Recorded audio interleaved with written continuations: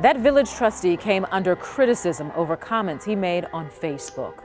Marchers tonight showed up at his home. They're still on the move. Rebecca KLOPF joins us live now from Menomonee Falls. Rebecca? Yeah, Steve and Shannon, a very tense situation tonight in Menomonee Falls outside of Trustee Steve Taggart's home when protesters showed up there demanding justice and shouting for Black Lives Matter. They were met by police guarding that house in riot gear. Protesters marched to village trustee Steve Taggart's home in Menomonee Falls, chanting and shouting. The protesters were met by police and riot gear surrounding the home. They chanted for about 15 minutes, at times saying Taggart threatened kids and peaceful organizers before moving on. Black Lives Matter! Many choosing to join this march after a controversial social media comment made by Taggart, which came in response to a racial equity march planned for last weekend. On a closed Facebook group, someone asked why they were hearing gunshots in the village a couple weeks ago. Taggart commented, "Police firing range, practicing for Saturday," the day the rally was scheduled for. You have the gall to say something like that, and this is about kids. So, I don't know, it's at a point of disgust, really. To me, it's clear that obviously what we're doing, we need to keep going. Last night, the village board voted not to censure Taggart for those comments. MICHAELA REIMERT says she was upset about the vote, and when she saw the protests come through her neighborhood, she joined from her front lawn. I support them being here. I was not happy with the final outcome of that board meeting, and I will continue to support my humankind. I'm delighted they came to my neighborhood. Education is the best. Now, earlier in the evening, a lot of people came out to watch the protest, some to join in. A different story as we've kind of moved on later in this evening, especially when the protest made it to Taggart's neighborhood.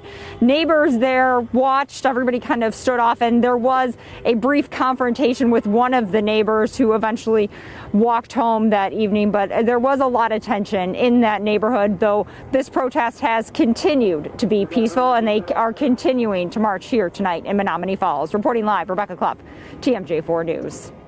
All right, Rebecca, thank you. Now to the new coronavirus outbreak in Sheboygan County that has been linked to a church. Tom Durian's in Sheboygan Falls, where the health department is investigating at least 23 cases.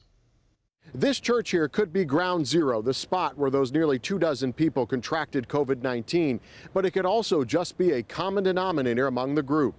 We're connected as far as our friendship and our association with the church. So it's easier to say an outbreak at church, where in all honesty, quite a few of us were in contact with each other. Rebecca Ballentine is a parishioner and office manager at the Pentecostals of Sheboygan County Church. She is just one of 23 people connected to the church that has contracted COVID-19. The number of cases has forced the Sheboygan County Health Department to open up an investigation. So we've been contact tracing and following up with anyone who may have been exposed within the church environment. Those people are staying home. Rebecca says the first person who most likely had the virus came to church in early June, not knowing he was sick. Even with precautions being taken, it was possible that it spread. Was at church service, unaware that obviously the allergy symptoms weren't allergies. But that wasn't the only connection. Like many congregations, this group is like a family and spend time together outside of the church. Many of them attended a surprise birthday party for Rebecca the day before attending services. There were a couple of different church functions that were happening in different various numbers of people at each of the functions. The health department says none of the 23 people diagnosed with COVID that are connected with the church is seriously ill, and all are being asked to quarantine while the department continues contact tracing. They also say more people could become sick. As people become symptomatic and go in for testing, there's certainly it's certainly possible that there would be more cases. The health department is encouraging everyone to get tested, and the church has reverted to online-only services for the time being. Rebecca is almost done with quarantine and told me she was surprised by the potential of asymptomatic spread. It's believed if any additional cases are connected here to this church, they'll be found within the next week or so. But in the meantime, we're learning that the city of Sheboygan Falls City Hall has been shut down until further notice because an employee there tested positive for COVID-19. Reporting in Sheboygan Falls, Tom Durian, TMJ4 News. Tom, thank you. More than 700 people have now died in Wisconsin from complications related to coronavirus. The state reported 266 new positive cases today. That's out of more than 11,000 people who were tested. Milwaukee businesses can start applying tomorrow morning to take over more street and sidewalk space for seating. The goal of the Active Streets pilot program is to make it easier for diners to stay socially distant.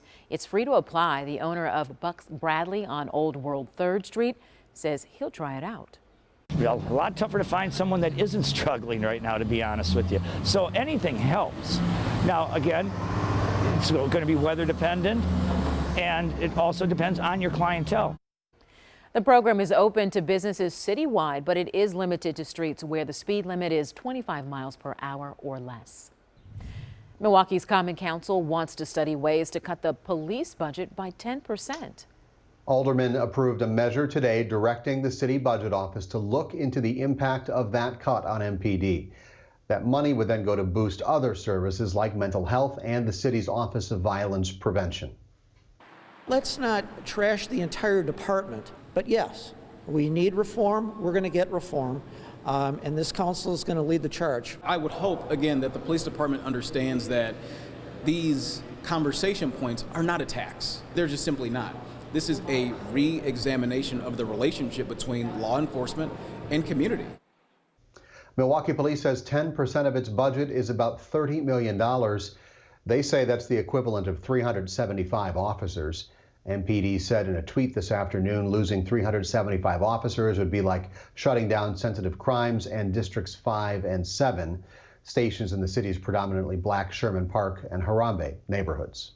The Common Council is also calling on Milwaukee Police to adopt a policy that requires officers to offer medical assistance to anybody in custody who says they are having trouble breathing. President Trump today signed an executive order vowing changes in America's police departments.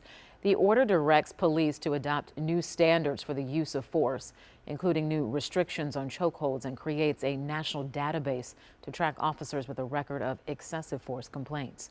The mother of Aubrey, who was shot and killed by a white man while jogging in Georgia, was among those who met with the president.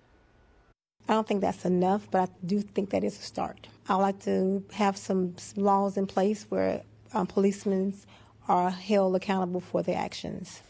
Democrats and Republicans in Congress are now working on their own police reform plans. Now to a TMJ4 exclusive. We've seen several big decisions from the Wisconsin Supreme Court during the COVID-19 pandemic. Tonight, in a rare interview, Justice Rebecca Bradley talks with our Charles Benson about the court's role. Justices don't talk about their court decisions. They let their written opinions do the talking. But during a social distancing interview at Justice Bradley's home, we had a candid conversation about the Supreme Court.